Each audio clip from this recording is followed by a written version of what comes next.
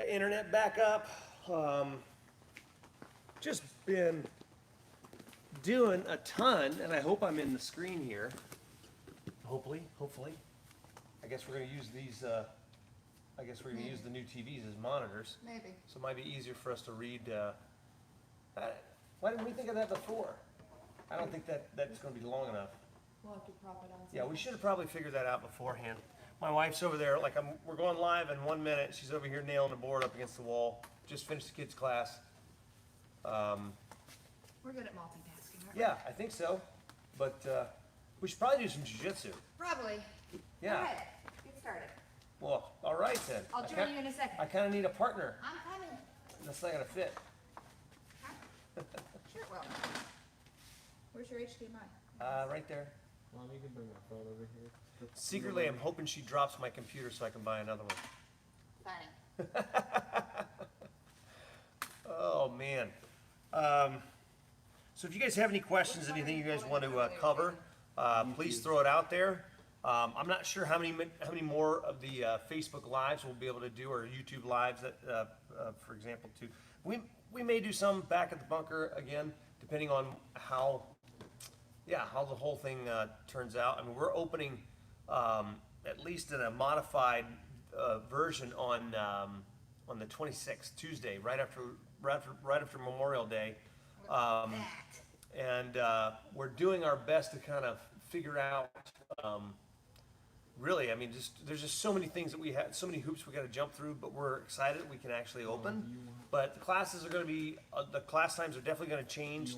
The whole, yeah, I mean, everything's going to change for a little bit. I'll probably have to teach in a mask, from my understanding.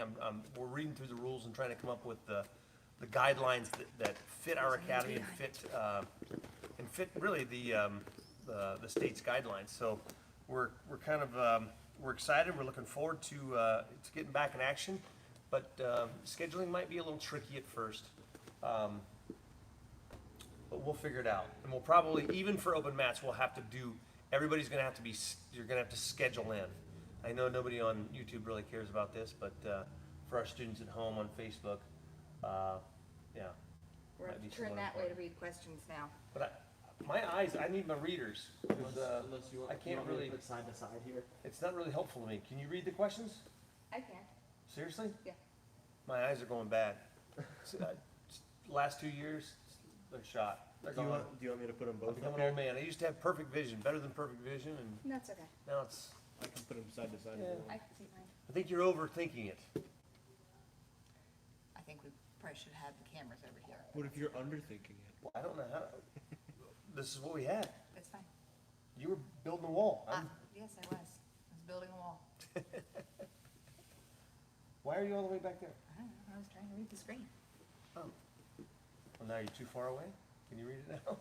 Yes. I can tell you. What's the question? There aren't really any questions. No questions? Just comments. Just comments. How about over here? Up there. Any good tips for maintaining mount? Yes! Next question. I'm kidding. There's another one up there. You know, Oh, I didn't actually, see the top one. I was kind of thinking about doing a little bit, some variation, some more advanced variations of what we just went over at the kids' classes. But my number one tip for you to maintaining the mount position, this is it. Let's have you, can I have you on your back, please? There is another question. Okay, good. How We'll you get got to it. how you got started. So All right. be thinking about that. Sure. That's a great 20-minute response I'm coming up with here in a second. My number one tip for you, maintaining mount. It's not hooks, it's not this. It's all those things together. But for the most part, what I'll say is that the vast majority of people, blue belt and above, their go-to escape, I could probably, 90% at least, their go-to escape, blue belt and above, educated, skilled grapplers, is elbow escape. And if you shut that down, you've taken away their number one escape. And the most simple thing I can tell you about shutting down the elbow escape is manipulating their spine by way of the head, okay? And what do I mean by that? I mean, if she wants to elbow escape, she's first off, she's already told me which side she wants to go to. She's looking that direction. So go ahead and elbow escape. Does that feel comfortable? Nope. No. She doesn't feel comfortable doing that anymore. Now she'll have to switch. Maybe she'll try it on this side, and now I can hook. Sometimes this is kind of going to be as nice as possible. I promise. Okay? So if she turns to her side, like this, the elbow scoop, sometimes you don't even need to hook with the head. Okay? You turn to your side. You just need to hook with your chest. Just like this. And it's kind of smothery. It's not the nicest thing, but it works, and I can still keep my base. I don't have to hook with the arm, because sometimes you hook with the arm. Go ahead. You hook with the arm, and now trap my arm. Now trap my foot. Now bridge. Oopa. Yes. Good. So this is a possibility that you may, against a very skilled opponent who really knows what they're doing, they may be able to try. In fact, that's Now what they what- should be doing. What about elbow on the other side? Like pushing against my head with your elbow instead of scooping under my head? I mean, like this. Yes. The problem with that is that I give you the open door on this side. I want to be able to balance myself. It's not bad. I could do that. But what I would prefer to do if you went to the side, the other thing that I like to do is just put my hand on the collar. Now you don't feel comfortable. Why don't you feel comfortable? Because I'm afraid you're going to choke me. Free chokes. Yes, good. She's bringing her hand right over top of my wrist. Now I could use it like this, but again, if she times it right and she knows what she's doing, she's going to switch. She'll trap and roll on this side. Okay? So we have to be careful, but most people actually don't do that. They don't have very good elbow escape to trap and roll combinations. What they do have is bridge to elbow escape, and they do it in a very powerful way. Can it get them out? Yes. Is it the most technical way? No. But can it get them out? Yes. But I don't like to power my way out of anything. I want to technique my way out of things, okay? And so the same goes for this position. I don't want to overcommit anything. So that little thing with you do with your chest, you turn to your side. I don't have to commit my, I'll try it again. Go ahead, elbow escape. Okay? I don't have to commit my arm. I can keep my base, but it kind of rolls across your face. I'm sorry. I didn't want to get too rough. She got upset at me today, so. Thanks for airing all of our It's not a grievance. I probably deserved it. So that's my number one tip for maintaining the mount position. Don't The sit on hooks- me, I'm not a chair. I'm sorry. The hooks are important. All the other things we do as far as your basic stabilization are all important. Where you base your hands, how you commit, how you manage your weight distribution, whether you're up or attacking like this, or you're down or attacking, where your points of base are, all important. But that would be my number one tip for you, is that if you want to shut most people down, keep their spine straight, because you're going to force that person into the trap and roll. And for most people, that's their secondary option, and it's not their best. Most people get very, very good and comfortable with the elbow escape first. So that would be my number one tip. Hope that makes sense. What do we got up there? Brilliant, thanks. And then the question about. You're welcome. If you haven't done a video on this already, could you do a video on how you got started? Yeah, I'm wondering if I did do a video on that. I'm not sure if you did. Who asked the question? But I can't read. Zaven, what's the name up there? I can't Most read. famous nobody. Most famous nobody. Gotcha. I'm gonna forget that right away. But he's the most famous. Thanks for the question. Maybe I will do a video. I think I did a little bit of a video on that. I think I actually. Mike Noyce is here totally for the Brock Lesnar story, and we forgot the shirt. Oh, the Brock Lesnar story. Dang it. Okay, well, we can describe the shirt, supposedly. What time is it? How are we doing on time? I don't want to go over. I don't know. We still have a whole wall to build, so we don't want to. 6:13. 6:13. So here's the story with Brock Lesnar. For those of you guys who weren't, and I do not know Brock whatsoever. I did get to see him his senior year in college at OSU. I'd never seen a picture of the guy, didn't know what he looked like, whatever. And at the time, the most scariest grappler I think I remember seeing was oh man, now I'm gonna forget his name. The Russian Bear, the guy. Alexander Karelin. Alexander Karelin, one of the if you want to talk about like all-time great grapplers, for sure he's in the conversation. He was undefeated for 13 years, didn't lose a match. The guy was as scary as can be. Was going for his 4th gold medal, lost off a technicality or some rule that they may change or whatever. But 3 gold medals, lost his very last match, whoop-de-doo. Amazing, and like 290 pounds, just the scariest dude. So that was the scariest kind of looking guy I remember seeing. That once you recognize like, you know, skill level and everything like that, then Rickson Gracie doesn't look like the scariest guy, but he really was, as far as skill and and overall ability. But I remember going to see. I went with my friend Ben to watch. It was Minnesota. He went to school at Minnesota, and I went to watch them wrestle Ohio State. And it was the very last match. And I don't remember much about the other matches, but I just remember him walking around with them like, yeah, that's a Brock Lesnar. And he's got this hooded sweatshirt on. He's got this warm-up on. He's walking around, just pacing around, listening to his headphones the whole time. Doesn't take anything off. Doesn't even do a whole lot of warm-up until like right before his match. And he takes his, you know, and we're really close to the ring at the time, or the mat. And he takes his warm-up off. So I'm like, did Alexander Karelin just walk in the building? I mean, he's the scariest like guy. I'm like, holy smokes, that guy's massive. And he just absolutely decimated the guy from Ohio State. I don't remember who the wrestler was at the time. Not the most technical guy, but maybe one of the scariest.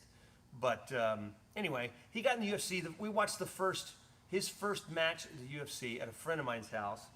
And I don't even know, was I black belt then? Yeah, I was black belt then, yeah. And, you know, and we were watching the UFC, and people are talking about how scary he is. And I'm watching it, and I've been watching this stuff. I've been doing this forever. And I'm like, you know, I think I could last 5 minutes with him. And of course, everybody in the room starts laughing. But I was dead serious. Like, if I only had to survive 5 minutes, now I'm not saying I could do it now, right? This time has passed. I'm a little older. He'd probably break me in half at this point. I'd probably trip and break an ankle getting into the octagon. But at the time, I was in really good shape, just new young black belt. Yeah, I was a lot smaller than him, and I knew guys who had trained with him and things like that. I'm like, if all I had to do was survive, and this is how much I believe in jiu-jitsu and how much I believe in the techniques that were taught to me. I learned, I mean, I really think Helson was the most technical guy to be teaching this stuff to me, and especially from the guard position. It's not in any way a bragging thing. I literally, in my mind, I was thinking, you know, I think I could survive 5 minutes with this guy, you know?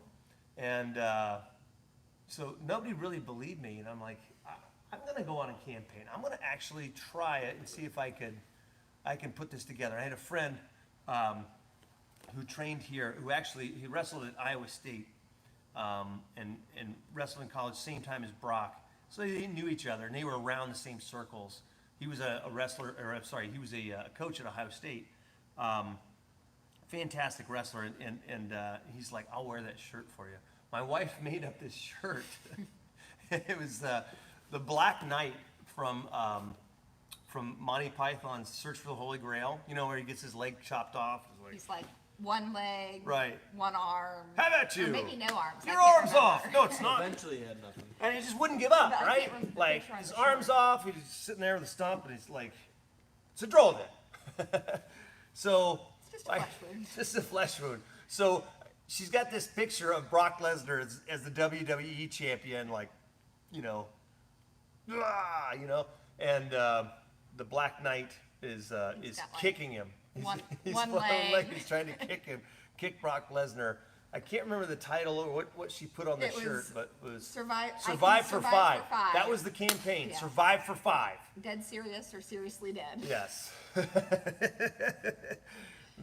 My quote was up there. I think I can survive 5 minutes with Brock Lesnar. But honestly, if you put us in a ring, I think I could probably run for him for at least 30 seconds. I mean, before we even Then or clinch now? with each other. Huh?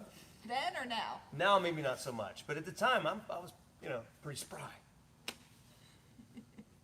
think I could have ran long enough, but we never got to see it come to fruition. But I think, in a weird, crazy kind of way, I think I would have accepted and enjoyed that challenge. As nutty as that sounds, I wouldn't now.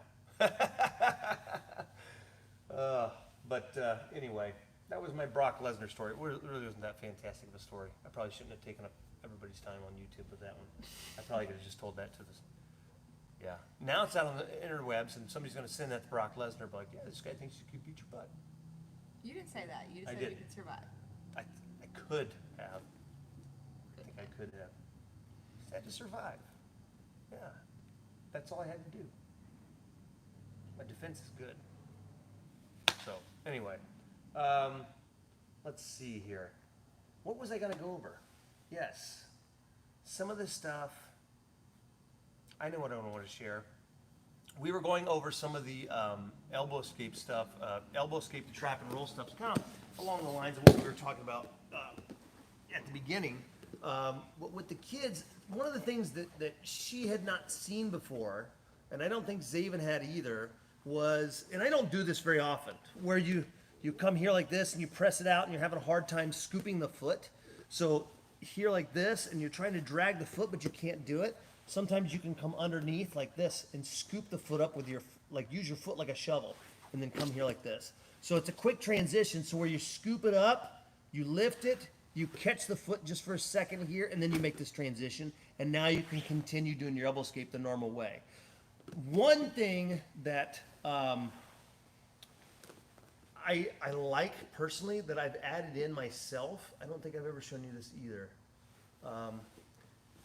is against somebody who's really good at catching the hooks, keeping the hooks in. If you can come down here for me, I can talk over the arm here. Can you? All right, I'll try, okay? And I don't do this one very often either, but sometimes this one works out really well. Sometimes I'll get here and I'm having a difficult time dragging the foot here like this. They're just really sticky with that. And sometimes like this is hard for me to reach. So if I can get inside like this, and this works really well when you're fighting the hooks. So when people have the hooks in really good, and then you're trying to find the inside, and they're just doing a really good job. I can't get my leg flat to the floor. Sometimes if I'm able to get this foot inside like this, now she doesn't have the hook and it's hard for her to get it back inside. I keep my elbow here, I step on top of her foot. So, and I don't know if this is gonna work. Where's your foot? There it is, yes, good. So if I point my toes up and I push down on her heel, and all I need to do right now, it's hard for you to pull your foot out, right? So I stretch my legs. Sorry, you okay? Yeah. All right. So it's easier when I'm dealing with somebody my own size, because I think because my legs are so long, maybe I'll have to have you try it against me. Yes, actually, it's going to work better. Zaven, let me borrow you quick. I'll show you, then you can try it on me. So sneaky little trick, but it works really well, right? When you're having a hard time getting inside and finding the floor, when the person's using really good hooks. But if I can push this down and get my foot inside, now I come on top like this. I create pressure, counter pressure. So down with the foot, right on top of the heel, up with the toes. I stretch the leg, and then my knee comes out, and then I can turn. Did you see that? Sort of. Sort of. I'm gonna walk you through it. Nope. Why? Your foot hurt? Spin around then. Okay. Well, I'm gonna have you do it. I'm gonna walk you through it. Just so you can feel. Okay? Now, I'm doing a good job of making the hooks. You swim your foot inside, swim it inside, inside, inside, boom, like this, yes. So now it's closed off here. Her heel's all the way up to her butt, but it's hard for her to flatten the foot out without giving us space again. So if you start to stretch your leg again, like if you got inside, you want to try to find the mat, it's easier for me to, it's hard for you to do that, right? If I have really good hooks, especially if I'm using what they call the shadow hooks, races call the shadow hooks, where you're using the foot like that. But if you get inside like this, now bring this foot on top, now press both your legs, straighten both your legs. Yes. Now slide your knee out. Boom. So that's a sneaky little, and you don't need the hands to do it. Yeah, look at you. You got it. That was great. That looked way better than when I tried it, because I think what happened when I started to stretch, my leg is so long that my feet were popping off of your foot. So, wouldn't work very good against you. So, good for you. Oh, now I got toe cramps. My goodness. All right. So, hope that made sense. We may have to scroll down and see if there's any questions. If you guys have any questions, throw them out there. Steven, you see anything Facebook, up there? YouTube world.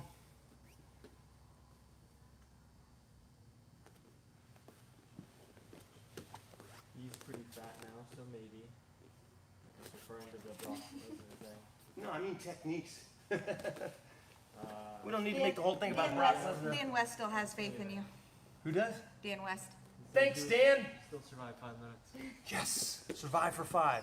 Yeah, that's one of the few old T-shirts she's actually let me keep a hold of. So, anyway, you know what? I think that's good. You've heard a really terrible story about my, and I guess I need to do an actual video. I'll do a professional, more professional, less live, me saying all the time about my about my beginnings of jiu-jitsu, how I got started. I may even put it to music. It's